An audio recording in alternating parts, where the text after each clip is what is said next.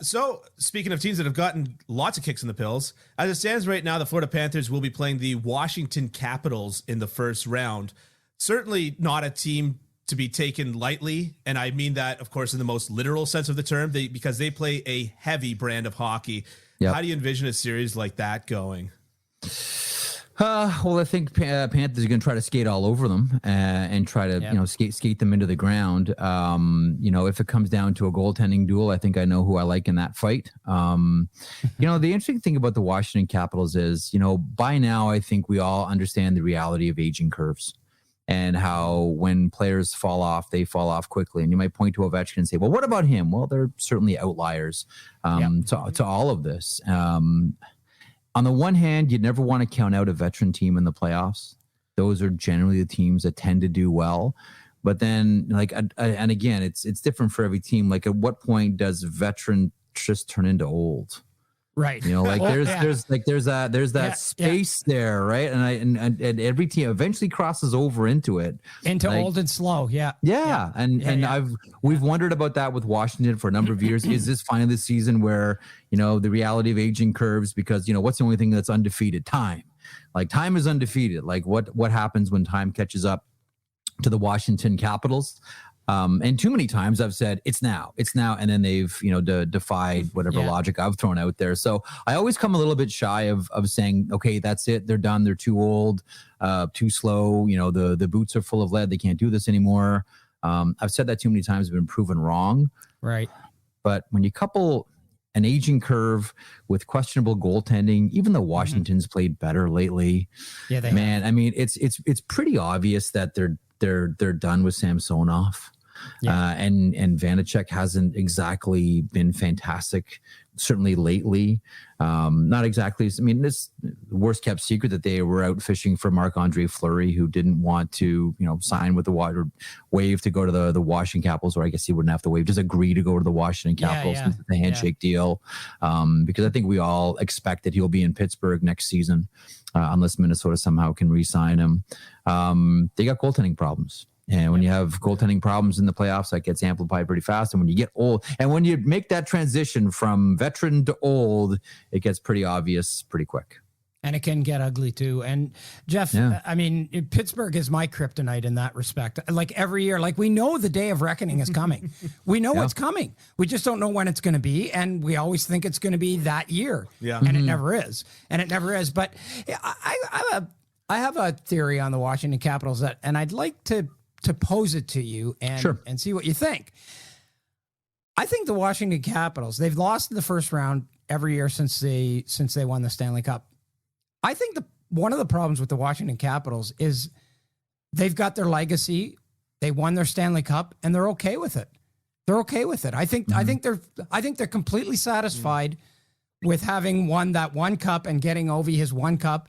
And again, I also think that this Ovi-centricness of it all takes away from a lot of other stuff too, because now it just seems to me like all anybody cares about is whether or not he breaks Wayne Gretzky's record. Like, nobody talks about the Capitals winning the Stanley Cup. Nobody talks about, all of these other things. All anybody talks about is Ovi's going to break Wayne Gretzky's scoring record. And I think to their detriment. I really think that it's a mindset too. And I think they figure, we've won our cup, we did our thing, it was great.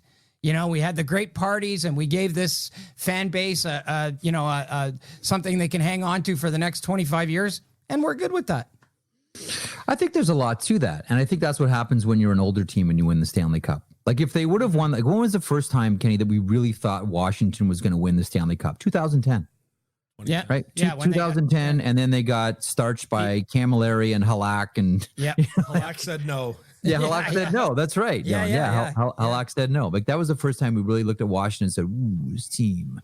And there were minor eruptions here and there. Like, there was that time, Boudreau was still coaching the team and Lindy Ruff was coaching the Dallas Stars, and both teams were just like, hey, man, we're playing pond hockey and this is fun. And those two teams were must watch. And we're thinking like, oh, man, how great would hockey be if these two teams met in the Stanley Cup final? Because as we all know, copycat league, you're going to ape whatever is successful the year before. And man, if we can get Dallas and Washington somehow into so there have been eruptions along the way, but it took them a long time. It took them a long time. The chase was long.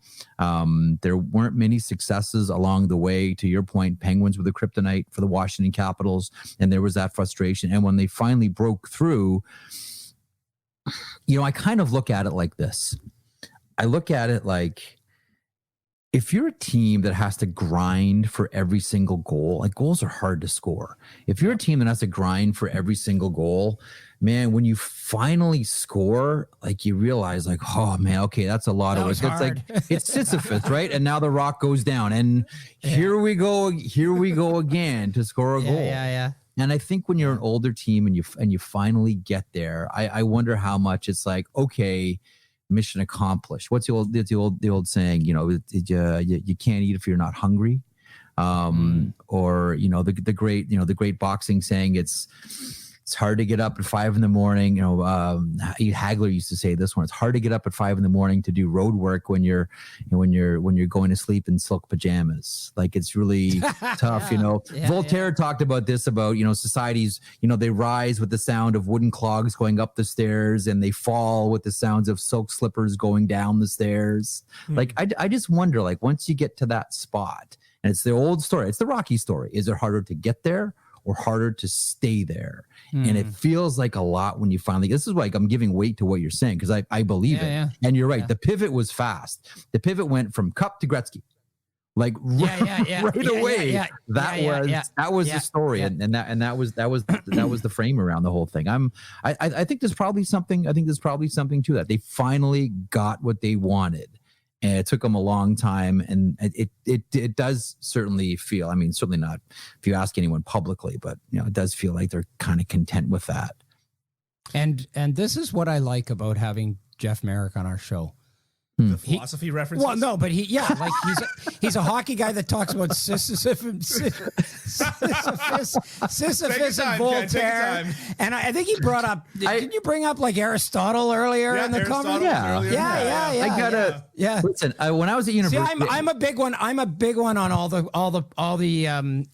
philosophers, Plato, Socrates, those guys. Yeah, that's an old Steve Martin joke, actually. That is a great one.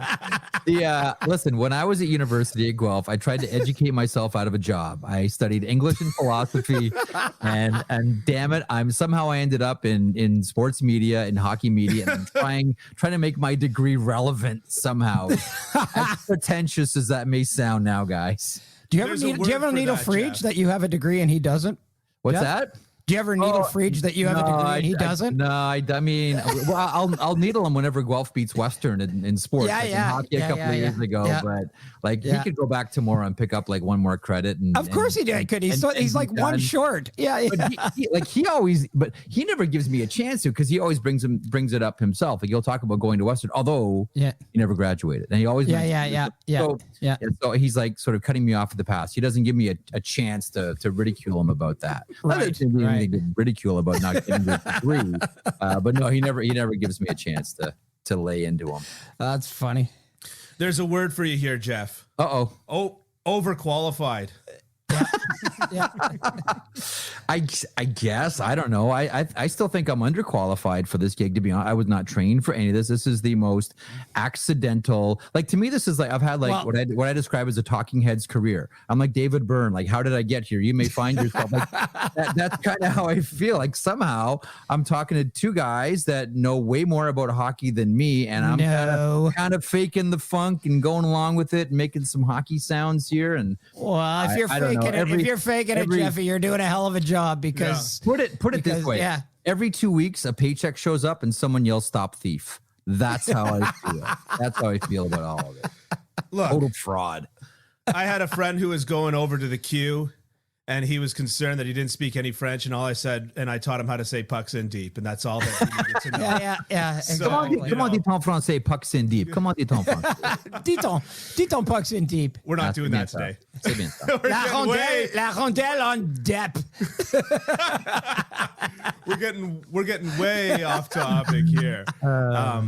But it's wonderful. I was trying to figure out if there was a joke about the Olympic wrestling and Ovi doing the shirtless push-ups in the pond and the oil, but there's nothing there. Yeah, I tried so don't force it. Just let's move on. Yeah, no, I know. Let's move on. I failed. We have a busy man here, right? We do have a busy man here. So, I sit here having my morning coffee. Like, I'm so busy. Gotta talk about hockey on the radio. Ooh. So, I mean, lost in the whole shuffle though here. Yep. And I think that part of the reason why Ovechkin, the Gretzky's talk started was because I remember in that offseason after he won the cup, a lot of people that were kind of close to Washington and in Washington media were saying, Ovi's hungry for another. People think that he's not hungry, but he's loving his life right now. He's hungry for another. And so he came out of the gate flying the next year and putting up goals. And that kind of is the genesis, which has a Greek root word, of the of that talk going into Ovi Gretzky, and it might have, his hunger for his next cup might have kind of been the thing to overshadow this. Anyways, I think that I think injuries got in the way from certainly for a lot of his team. I don't know that if the entire squad was as inspired as Alexander Ovechkin and Nicholas Backstrom and John Carlson. And I think that, when you lose pieces, like, man, you lose like Andre Burakovsky. Like when you start to lose guys like that, like I know they're not the headline guys, but all your support pieces and your secondary scoring guys, and then you have soft seasons from Yevgeny Kuznetsov, whose game just completely vanishes to the point where you're like, we're done with the act here, and we need to move on. Yeah, I don't know. I don't doubt that Ovechkin wanted to win more. I just don't know if everybody around him felt the same way. That's true. Fair enough. Yeah. Speaking of Evgeny Kuznetsov, he this year has 72 points in 70 games. And this after all those rumors that you just alluded to, that he was on the trading block. He was absolutely. Oh, I don't doubt it. I mean, where there's that much smoke, there's usually fire. But has he made himself invaluable to this team at this point? Like, if they're planning on running it back and trying again at, next year? I think so. I don't know that, whether he has had a really good season. I still think that in the back of everybody's mind, though, there's the potential for him to revert back. So it still does make him, if you wanted to move on from Kuznetsov, I mean, that'll be a really tough deal. Like, he's still in the process of like undoing a lot of really average play and some really average seasons. So I think they're married to him either way. I'm just glad for Washington's sake that he's making the best of the situation right now. And I listen, you win Stanley Cups in net, you win Stanley Cups, up the middle, Backstrom, Kuznetsov, as long as they're both playing great, that does answer a lot of your questions. Yeah. So last one about the Washington Capitals here. After a not so stellar year, GM Brian McClellan suggested that his team was not going to be aggressive at the trade deadline, and surprise, surprise, they weren't. They only added a couple of depth pieces to the forward core. Yet, since the trade deadline, they've gone 6-2 and are currently on a 4-game winning streak. My question is this: will Ovechkin have the quietest 50-goal season of his career? A lot of people got off Ovechkin when Russia invaded Ukraine. Yeah. Like, it's the elephant in the room here, guys. Like, he went from the lovable Russian goal scorer to the guy that won't take the picture of him and Vladimir Putin off his social media. Right. And he became, for a lot of people, a quite unlikable person. Mm-hmm. Like, the Ovechkin phenomenon is fascinating. He comes to the NHL and he's the lovable, goofy guy who's trying to do every interview in English, even though he doesn't have any command of the language, and we all love them for it. And he's scoring highlight goals off his back in Arizona. And he's doing the hot stick and doing all of it. Like, he became the lovable guy, and then he wasn't. Right. And then there was this era where it was sort of everybody turns on Ovechkin, wins the Stanley Cup, and he's swimming in fountains and all that, and everybody loves Ovechkin again. And then the real life situation with the Russian invasion of Ukraine happens. And we all know about the past associations with Alex Ovechkin and Vlad Putin. And it made people, I think, really think about who they're cheering for and why they're cheering for him. And is there a bigger issue here than, wow, we like to watch that guy with the big slap shots in the OV spot score goals. And I think that's really put a dent in how people feel about, what once was this fun-loving, Russian goal scorer chasing, Wayne Gretzky's goal scoring record. I think it's really put a damper on that. Like, you can be happy only to a certain point. for Alex Ovechkin. I honestly, I really do think that as this chase continues, the fact that he has this tight association and has always shown clear and unwavering support for Vladimir Putin, I think that this really does, hamper how people feel about it, or inform how people feel about him right now. And I think people are pretty uncomfortable about the whole thing. For me, it's the disingenuousness of it, because, he basically is a founding member of Team Putin. And then he'll just come out and say, well, none of this is under my control. I'm just a hockey guy. I'm not a politics guy. Well, you clearly were a politics guy, not very long ago. And so you can't sort of have your foot in one camp and in another as well. Yeah. And that to me is kind of what's really unsettling about a lot of this too. Yeah, I always try to catch myself too, because in this conversation, like, I'm talking from the back seat. I don't have a single hand on the wheel here. This is Ovechkin and a very real life situation, and I get it. Like, hypocrisy is the greatest luxury.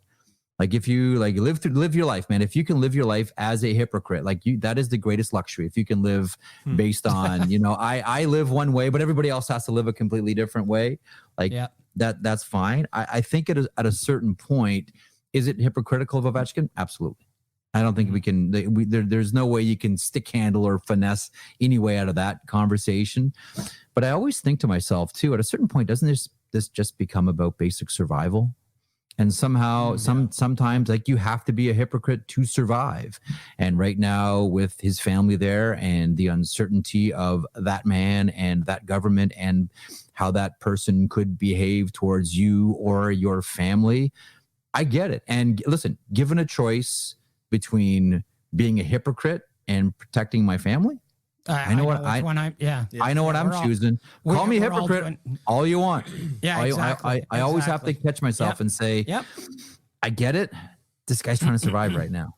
And that's a good point, Jeff. I can knock him. Yeah. We all can. Yeah. That guy's trying to survive right now. Yeah. Good point. I think that lost in these conversations often is just how insidious manipulated media can be, et cetera. And, I've got somebody who's close to me, not related by blood, but related, who is from Russia, but has lived in Ukraine for a long time. And her family is still in Ukraine. And she was a huge Putin supporter.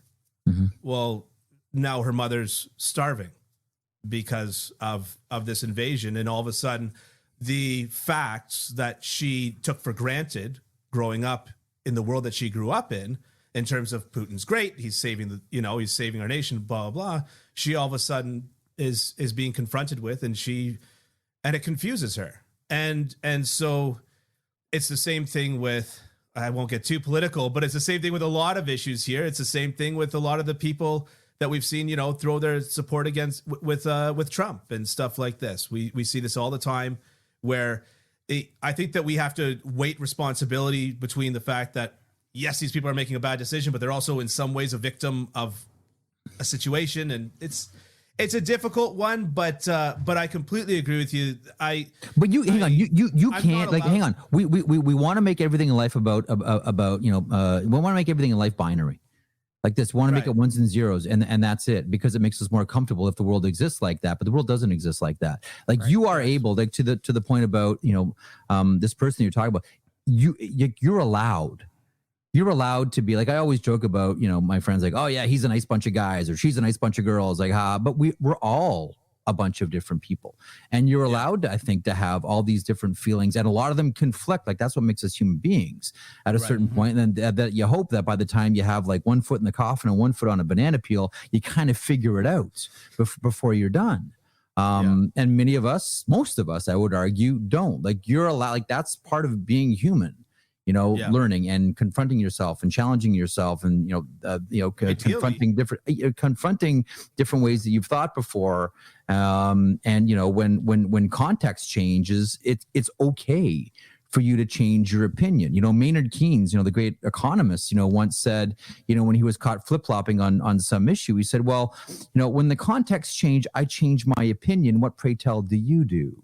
Yeah, that's evolving. That's called evolving, right? Yeah. Like you're allowed. Like I don't think your friends should feel should feel awful about having conflicted feelings when situations are changing all at the same time. What's the old saying? You can't step into the same river twice. It's true, because context is still king. Everything is always changing, and you are allowed to have conflicting emotions and conflicting feelings about things that you felt were so true 5 minutes ago. It's okay to say 5 minutes later, yeah, I don't think that's true anymore. Yeah. And I think as a group of people, by the way, specifically on social media, I think we have to cut people that slack, because right now we just want to say, you're a 1 or you're a 0. You're a 1, you're a 0. You're a 1, you're a 0. That is a runway into a wall. I really believe we got to cut people a lot more slack than that and allow people to have conflicted feelings all at the same time. It's part of being human. Wow. Right. Completely agree. Okay, so the Capitals power play. Anyway, I didn't see it going there. Yeah. Let's talk about the NCAA guys that signed. Yeah, sure. Absolutely. Where do you want to to start? Be a podcast that makes people think. We just didn't specify about hockey. what. Yeah. I'm sorry. Yeah. Well, no, that's good. Look, that's why we have you. That conversation has more importance to the world than anything else we're going to talk about.